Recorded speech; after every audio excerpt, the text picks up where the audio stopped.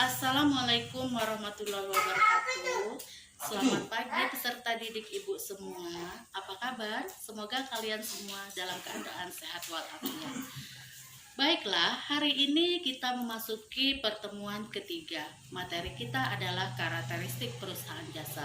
Sebelum ibu memulai materi kita, ibu ingin mengucapkan terima kasih, mengapresiasi yang sedalam-dalamnya kepada peserta didik ibu yang sudah mengumpulkan tugasnya di Google Classroom.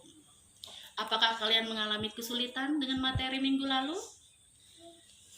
Baiklah, kita akan masuk pada materi minggu ini. Pada pertemuan ini kita akan membahas tentang karakteristik perusahaan jasa.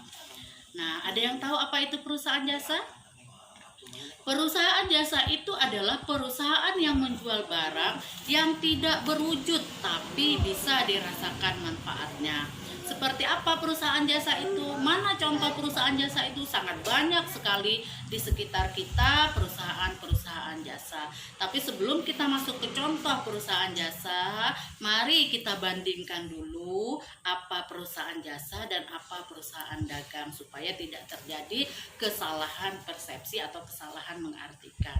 Perusahaan jasa itu adalah perusahaan yang menjual barang yang tidak berwujud. Sementara perusahaan dagang, perusahaan yang menjual atau produknya berwujud, kelihatan produknya.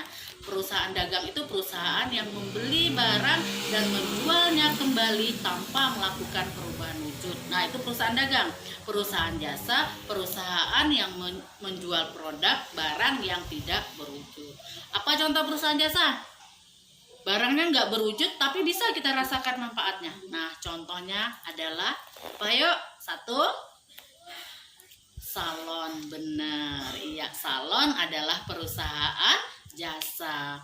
Produknya, barangnya tidak berwujud tapi bisa kita rasakan manfaatnya. Kita pergi ke salon, wajahnya kusam, lalu di salon melakukan skincare dan perawatan pulangnya mukanya jadi kinclong. Nah, skincare itu nggak berwujud tapi bisa kita rasakan manfaatnya wajahnya jadi kinclong. Nah, terus apa lagi?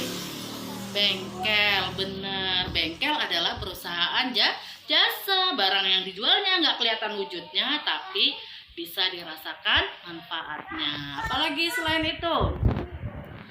Travel. Bener, hotel. Iya benar, itu adalah perusahaan jasa. Nah, pada semester ini di kelas 12 kita akan membuatkan pembukuan perusahaan jasa. Di semester depan ya, di kelas 12 ini kita akan membuatkan pembukuan perusahaan dagang. Apakah sama, Bu, pembukuan perusahaan jasa dan perusahaan dagang? Ada perbedaannya, terutama pada laporan laba rugi. Di perusahaan jasa tidak ada HPP, harga pokok penjualan. Di perusahaan dagang ada HPP atau harga pokok penjualan. Baiklah anak ibu sekalian, itu sekilas tentang karakteristik perusahaan jasa.